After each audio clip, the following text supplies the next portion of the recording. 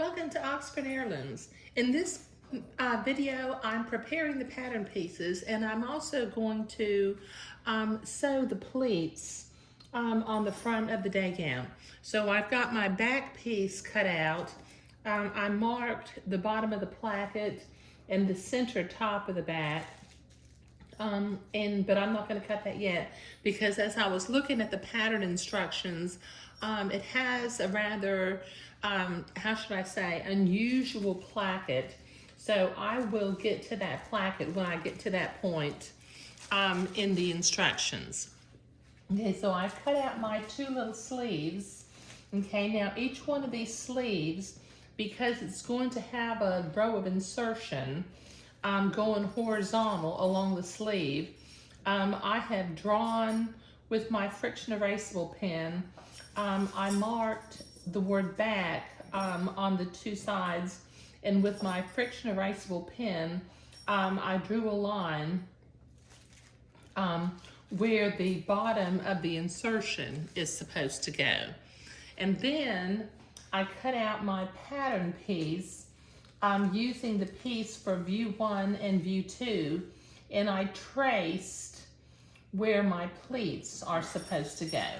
And then there's a separate pattern piece showing the embroidery and lace insertion design for this particular day gown. So I've got my two pleats marked, as you can see, the vertical lines coming down from the shoulders. I've got my 4 pieces of lace insertion marked, and then I have some hand embroidery. But I need to go to the sewing machine and sew my 1, 2, 3, 4 little pleats and tie them to the inside. So I'll be right back.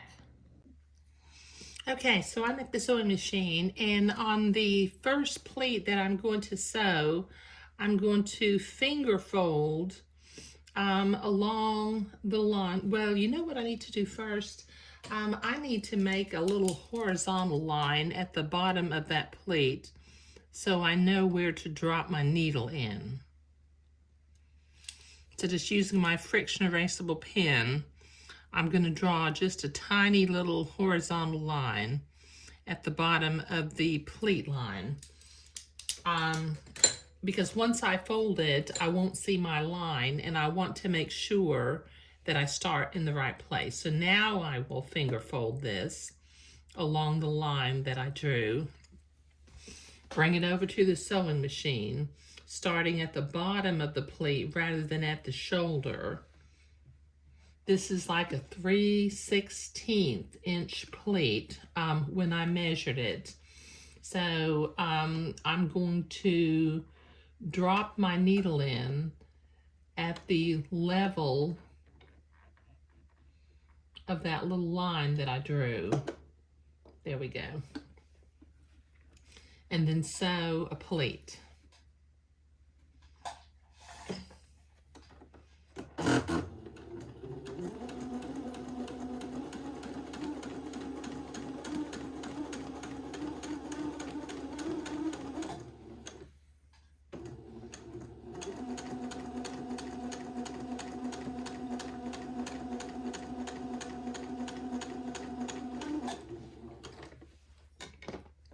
There we go.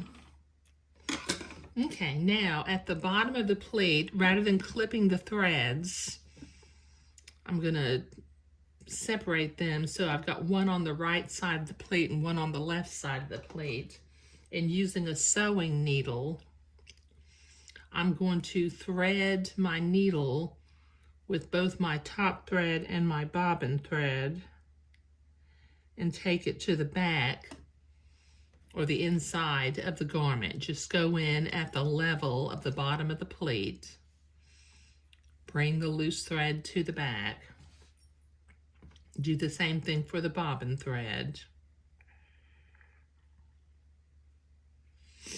My goodness, I'm glad that threaded up quickly. Then go into the back.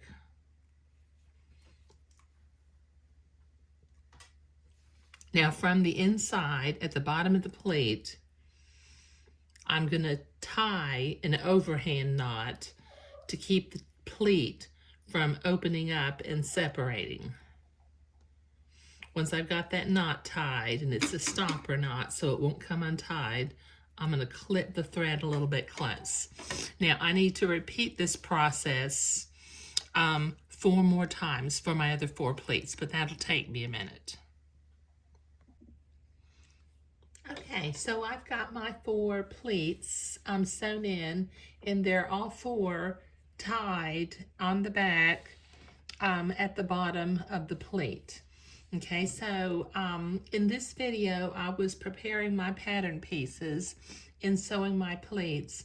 In the next video, I will begin to do my lace insertions. I've got 4 little bits of lace insertion to do. But thank you.